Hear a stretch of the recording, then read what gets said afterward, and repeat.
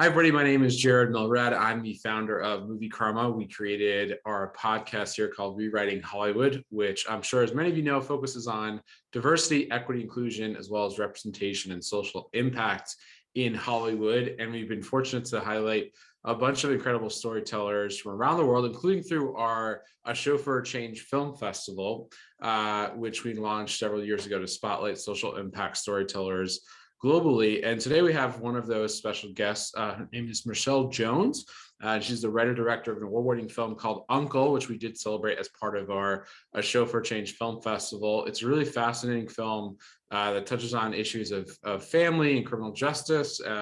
And I'm excited to talk to Michelle about it today. Michelle, thanks so much for being on the show. Thanks for having me, and I really appreciate Uncle getting a space to be seen. I know a story like mine is quite hard hitting, and some festivals might shy away from it. So I really appreciate the light that you shine and give space to storytellers like me. It's much appreciated.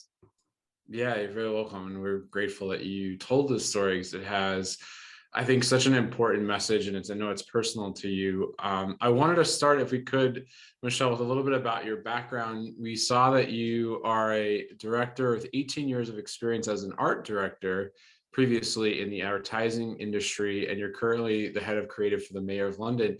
Tell us a little bit, Michelle, if you would, about your path and how did you find your way to becoming a filmmaker? I started at art school. So, well, before that, I started at school really, and I had a nice art teacher who thought, I was quite good in the art space. So I kind of developed there. She recommended an art school for me to attend, and I wasn't too sure about it because I thought just because it comes easy to me doesn't mean that I want to pursue it. But I pursued it at A level, and then went and done media studies, art, and English lit. After doing that, I went to the art school that she told me to go to in the end. And I discovered filmmaking through my end of year project. So it was about, I wanted to tell a story about my grandparents' journey to the UK in the 60s. And when my gran started to tell me these stories, they were just so rich. Like, I assumed she came on the boat, the Windrush, like a lot of Caribbean people came to the UK on. She was like, no, I got the plane and it was £70. I was like, wow, right. I need you to tell this story because I can't do this justice in a book. So Right. yeah, I grabbed this camera and, video camera, them big bulky things back in the day. I took BBC footage that I probably wasn't allowed to use, and I told their story. And it was my end of year project. I got a distinction for it. She felt like a movie star walking around the show where everyone saw her and her story. And that was kind of my first real experience with it. I wasn't trained. I made friends with the people in the film who were learning film at university. I kind of blood, sweat, and tears went into that, but I really enjoyed it. But I still didn't think it was a path for someone like me. I still didn't see anyone like me in that space. So it was like a nice uni project. But then, I need to get a job, right? So this graphic design world seems cool. So let me try that. But I went looking for a graphic design role, but I met a creative director said, no, you're not a graphic designer. You're an art director. All your work has ideas and thoughts behind it. I'm going to make you an art director and you're going to work with a writer. And that's just how I started my career in advertising.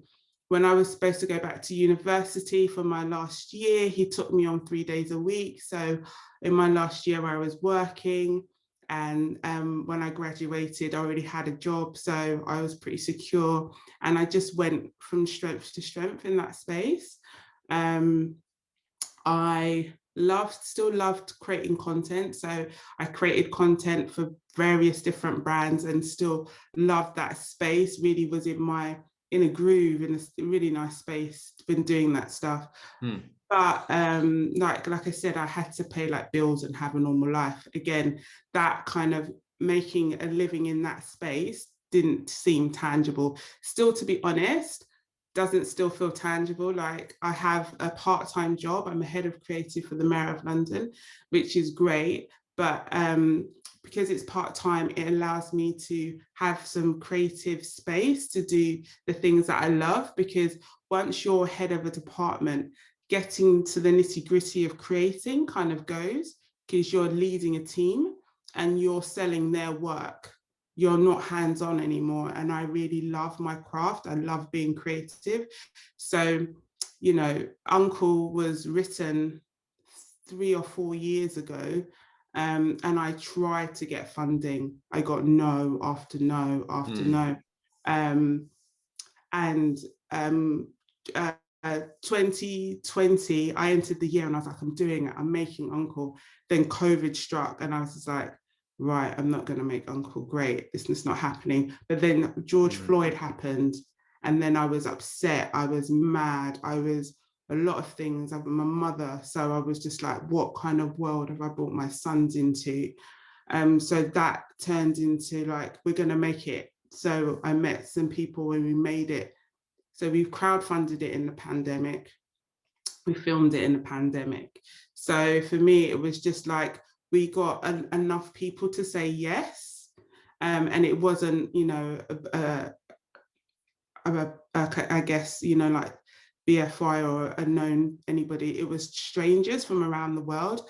A man from New York gave me like $1,500, never met him before. Wow. Another guy in A&R in the States gave me money. My mum's friend who does salsa gave me like loads of different strangers, all said yes to helping me make Uncle. And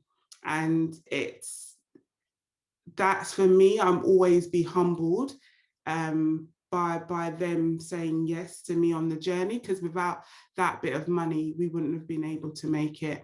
And the cast and the crew who gave their time for like minimal, you know, not their normal rates, day rates, but gave their time because it was a project that they felt spoke to them personally, you know, so they gave them above and beyond because of, you know, what the project meant to them. So yeah, forever grateful for that. But yeah, I still feel like I'm trying in this writing directing space. It doesn't feel quite real. But yeah. Well, it's a pretty credible story though, and a great way to kick off the journey in a sense, at least at this, you know, at this level, was such a powerful piece. We saw that you were inspired and are inspired by works of writer-director Ava DuVernay. You are drawn to stories as a writer that touch on the world around you, that come from a female perspective, that deal with issues of identity. Tell us a little more, if you would, Michelle, about and we segueing into this to your film Uncle. What kinds of stories are you drawn to, and you know, what attracts you to those types of stories to tell? So I'm drawn to stories from a female perspective because I often find that stories do come from a male's point of view. And whilst that can be interesting, I think we've seen it enough, and you kind of feel it through how they tell the story as well. I'm just really interested in authentic storytelling as well, kind of rich in it. Yeah, just in authenticity, getting a slice of a world that you wouldn't really know of. I really appreciate that. And I think that's what I tried to do with Uncle. I felt like I gave you a window into a space where a lot of viewers wouldn't be privy to, because you would have heard the headlines, but you wouldn't have really known what that impact had on that family, you know, what that real loss means, because we do see these headlines, and sometimes because they happen so often, we are desensitized to these people.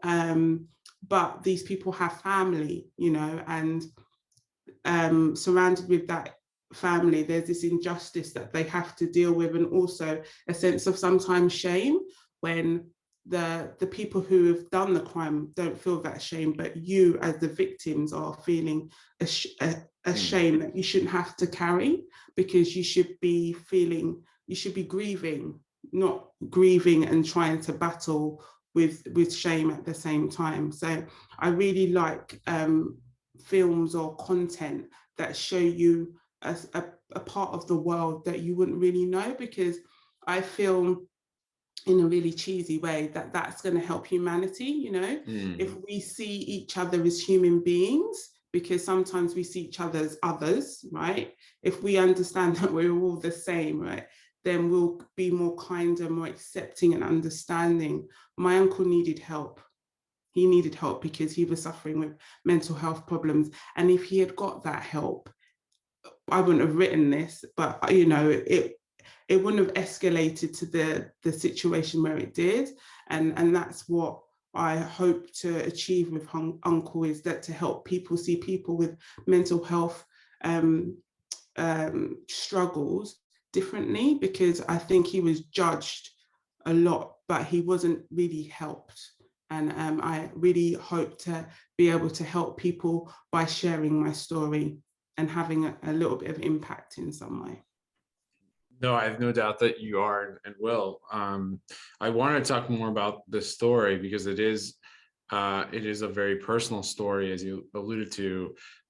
It tells, for those who haven't seen it, Uncle tells the story. It's kind of a coming age story set in 1990s London of a teenage girl whose uncle, who had no criminal record, but as you said, was suffering from mental illness, ended up dying, essentially murdered and in a prison awaiting trial. It's based on a true story of your uncle, as you said, Kenneth Severin, in 1995. You were 14 years old at the time when you lost him, when he was taken. Could you just share a little more, Michelle, about that story and just your experience at that time of what you knew about your uncle and what he meant to you? So I think I talk about it a bit in the film, but he was like a big brother to me. So he was my mum's younger brother, and there wasn't much of an age gap. So when I would go around to Grand's, I'd always be in his room. He had all these video games out on his floor, so he would allow me to be in his room and play the games and stuff. And he was like my big brother. He was a buddy to me. So he let me hang around, and you know, I probably got on his nerves quite a lot when he needed his space. But you know, he really took me in, and we had a really great friendship. Really great friendship. And when he got girlfriends, I knew them. And like I said in the film, I discovered Dirty Dancing because one of his girlfriends, we'd watch it like all summer. So yeah, we just had a really, really strong bond. And I think it was because there wasn't much of an age gap. And we just used to hang out and play games, really. And he was just so like calm, really calm and collective. He never had a temper. You know, some people have, you know, if someone's got a bad, he never had a temper. He was just a mellow guy. He was obsessed with music, like really fast drum and bass, like house music, which I couldn't stand. But yeah, he just was really chilled and mellow guy and never had a temper. And had the biggest grin, always smiling and happy. But there was definitely a change that I saw in him when I was growing up. I didn't know what triggered the change. I just knew that my mum would take him in a lot. He would be coming to stay. His moods, he wasn't angry or anything, but I could sense that he wasn't quite himself. Like I mentioned in the film, he was in the kitchen once and like his eyes rolled to the top of his head. And then my mum said to go upstairs. And I was like, oh, like what happened there? But when speaking to my aunt, she mentioned that he was on a particular medication to manage his mental well-being. And that was sometimes one of the side effects. So I definitely saw a change in him as I was growing up, and like he came to stay in our spare room once with his girlfriend for a while, because I guess that's when the family were all kind of trying to bring him in close because they were aware that things weren't right, or you know, things were going on with him. So, but yeah, when we were younger, and I guess when I was younger, he was just super cool. He was the cool uncle that you wanted to hang around with, and you know, sit around with his friends and just chill and hang out. Yeah, it sounds like he was really, and you said a kind of big brother to you, almost someone you looked up to. In the film, you share with us through through the kind of the narrator's who's 14, essentially you, at the time, what ended up happening to him. What did you know at the time, and what did you later learn in terms of what ended up happening to your uncle when he was in prison? So at the time, I didn't know much. So I knew he died. I knew how he died. Something went really wrong because there were press everywhere. My mum was on television. My aunt was on television. I knew how he died. Something went wrong. But also, I found out how he died was in prison. So just gave a sense of conflict, because my thought was, how did you end up there? Like that leap, like why was you there in the first place? And I guess a sense of naivety on my part, thinking, well, only bad people go to prison, right? So what did you do? Like, I'm already in my mind blaming him. Like, did you do something to be in that situation? Not really understanding that several failings happened, in terms of him being taken to a police station, a social worker who was supposed to help him, state that he is being cared for in the community. So he had a social, instead of saying, this man's on medication, he's being cared for in the community, not letting him await his trial in prison, like he had no prior before, there was no need for that. But that all happened, what he was doing was trying to re-enter where he used to live, his girlfriend's place. So again, he was going to a place that he knew before. So there was lots of things that happened along the way. He wasn't cared for in the hospital part of the prison where he was. They didn't know he was on medication. There were so many things where they could have, checked that actually this man has been into a mental institute. He went to Maudsley, which is a mental hospital in Camberwell. So he had a history for them to be able to look up, but still those things, he fell through so many cracks, So I found this all out later on. But as a 14-year-old, I was struggling with being a teenager and obsessed with Bobby Brown, as you can tell in the film, but also just being a teenager and not being able to really share it with my friends because I felt a sense of shame. And I was thinking they would think, what was he doing there? Why was he there? So I think a sense of confusion in my loss, if you know what I mean, because couldn't really share it with those I was close with. And my mum and my aunt were fighting for justice, we're marching, we're going to the highest court, we're doing all of that stuff. So she was busy trying to get justice for her brother. Yeah, trying to get justice and trying to, I think it sounds like through watching the film to really just illuminate what happened to him. And it's because it sounds like there was an attempt for your family not to know what happened to him. What did your family later learn in terms of what happened to him? And was there ever, for those who haven't seen the film, was there ever any sense of justice or accountability for what happened? So what had happened was, as you saw in the film, he loved music. So they took his radio from him, and that made him really upset.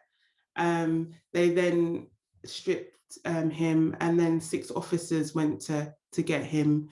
We know from recalls of what other cellmates have said is that they could hear him being kicked and him saying, "Call the police, call the police." Obviously, he's in prison, so no one's going to come to his aid. And somebody saw him being dragged, down the hallway. So we know from other inmates what happened, and also the autopsy also shown that the way he was restrained, he shouldn't have been restrained in that way.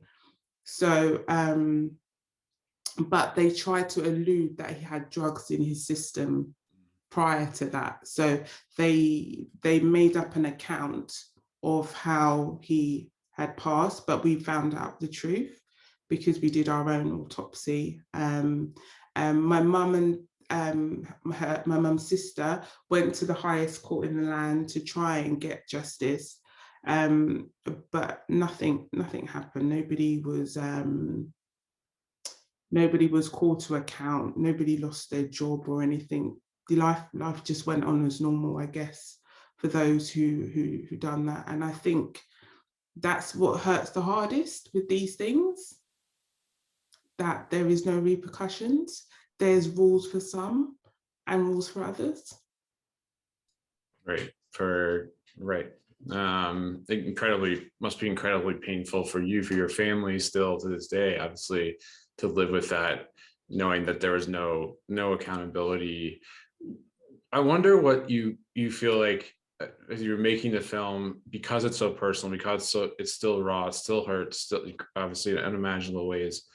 Like, was there something you felt like people should know, especially, people maybe who are white folks, say UK or here, who maybe, or others who haven't interacted with the criminal, haven't had this experience, fortunately, and may think like maybe you thought, like you said when you were younger, that, hey, people do something wrong to end up in these situations, it's their fault, kind of thing. Like, was there a message you felt like you needed to share to those people in the audience? I just wanted to share I called it uncle because we all have an uncle or someone that we relate to as an uncle.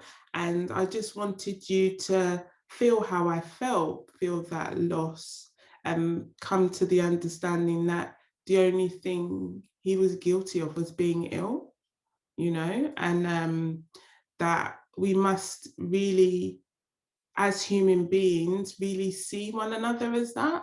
And I just hope for a space for you to be open. I really wanted for you to be open to the story. And I purposely had the actress, find someone of my age at that time, have her be innocent, because I was innocent to this, so innocent, and that hopefully draw you into the story of loss, and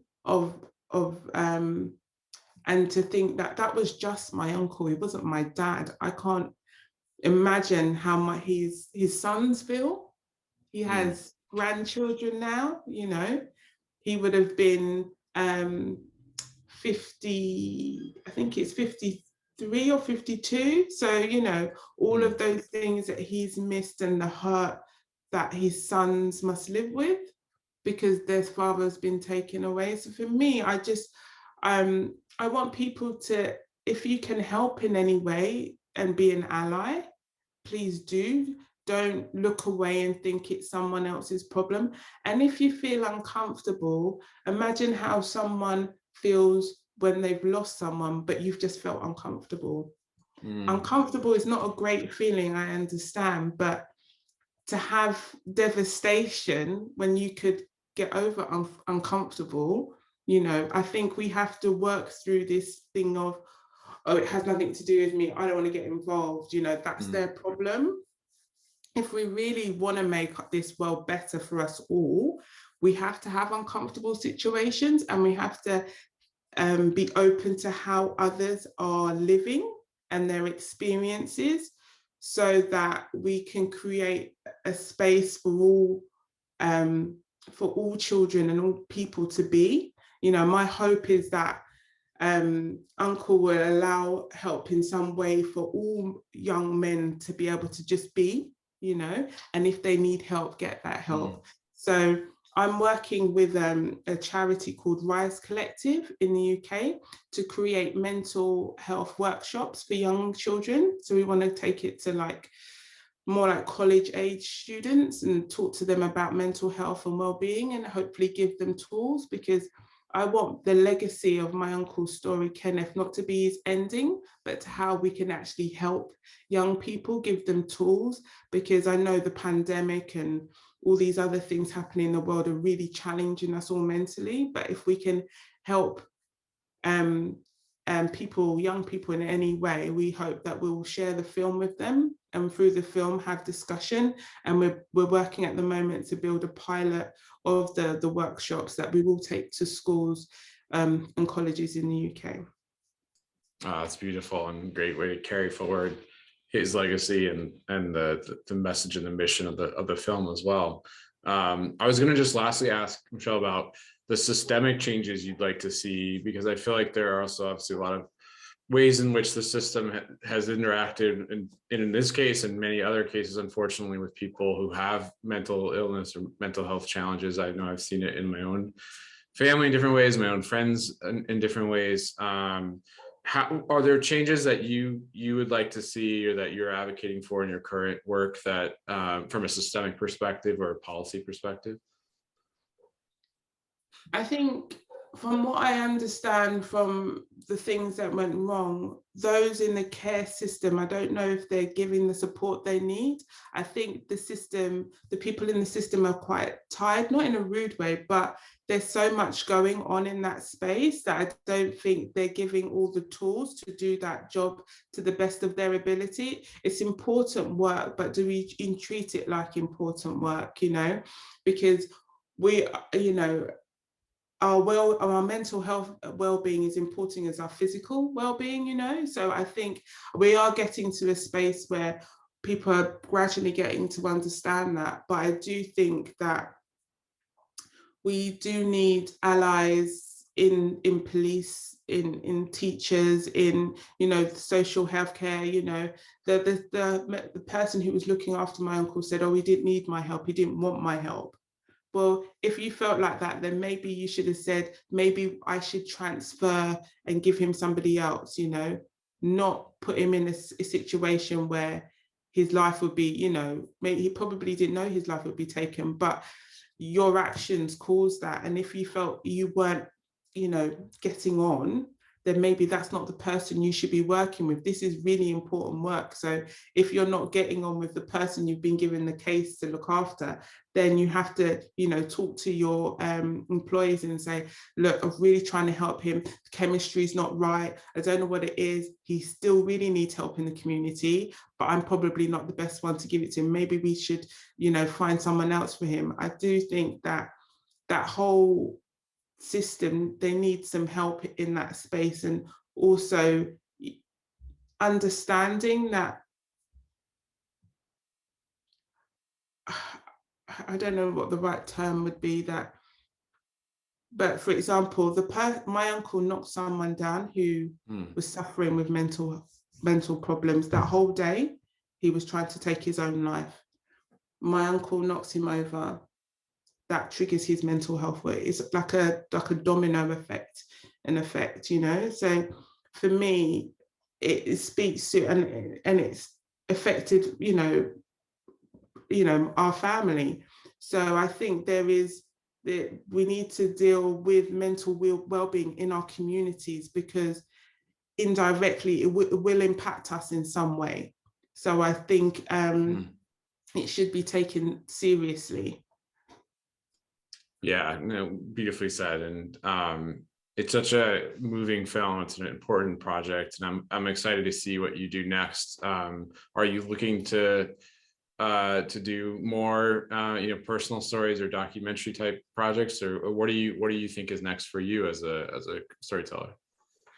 As a storyteller, I'm writing a short called The Jog, and I'm co-writing a TV series.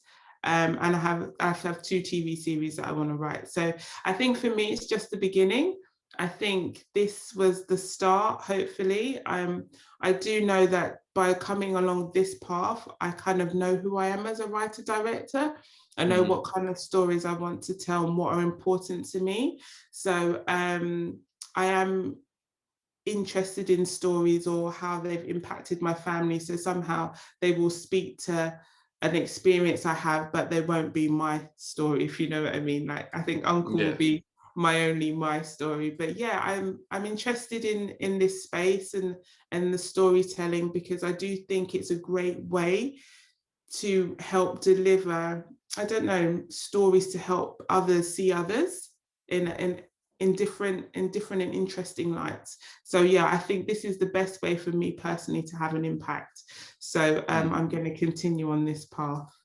I'm really glad you are, and completely agree with everything you said about the power of story to create empathy and connection for people. Again, the film is Uncle. It's an incredible film. Our guest today, Michelle Jones, is the writer director. Really excited to see what you do next, Michelle, and congratulations on the film. It was a pleasure having you on. Thank you for having me.